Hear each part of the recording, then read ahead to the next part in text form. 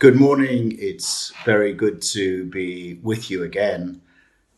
During this coronavirus pandemic, like many people of faith, I've been wondering, where is God in all of this?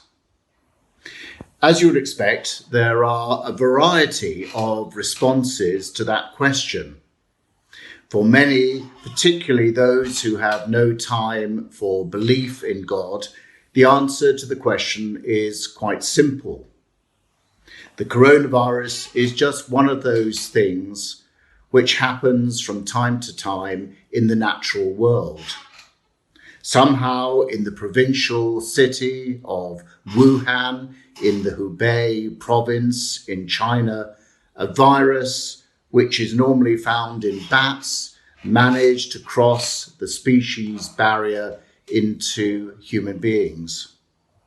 It's one of those terrible episodes, a bit like mad cow disease several years ago, which manifested itself in humans who ate infected beef as CJD.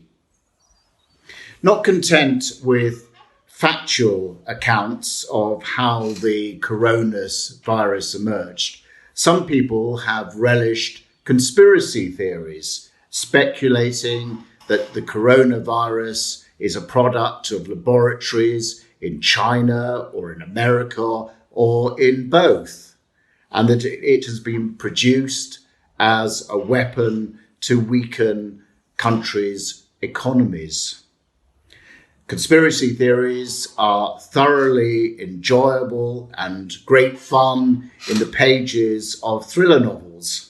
But solving the mystery about what caused this worldwide crisis belongs to a future investigation once we understand more about this virus and how it crossed the species barrier. So for many people, God has no part to play in this pandemic.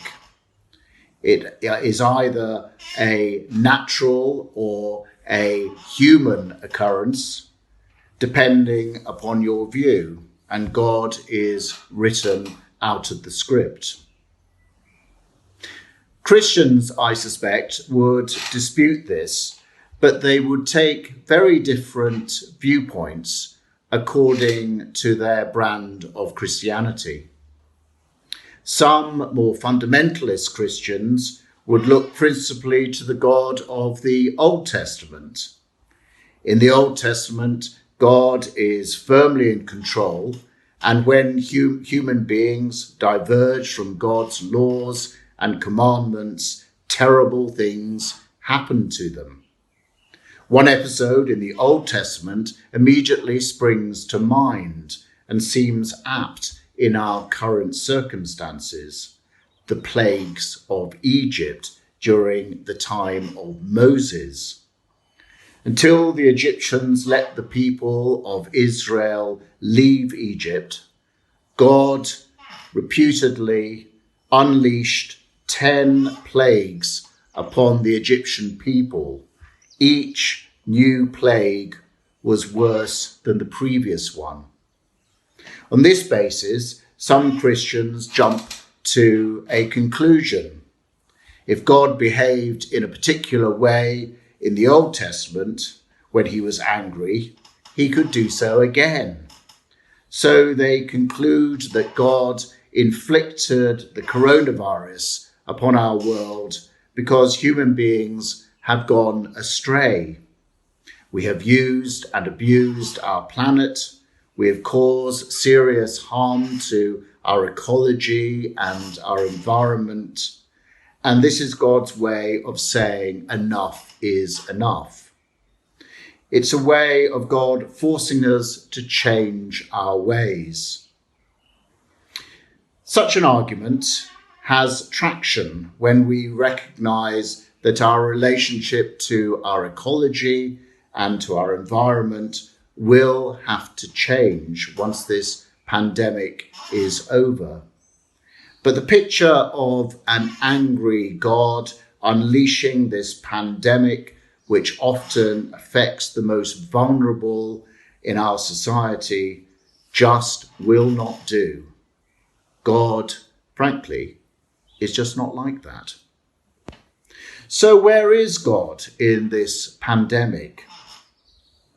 When Jesus was crucified, the early Christians faced a similar question. Where was God in that suffering?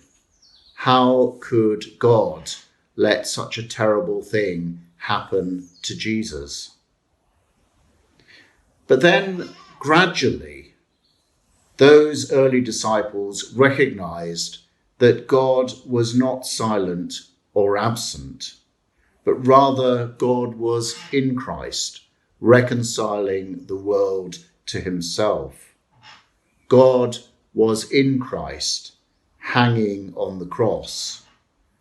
God experienced for himself suffering and death. So we come back to the question, where is God in this pandemic? Well, God is on the front line, working through the doctors and the nurses and the care workers.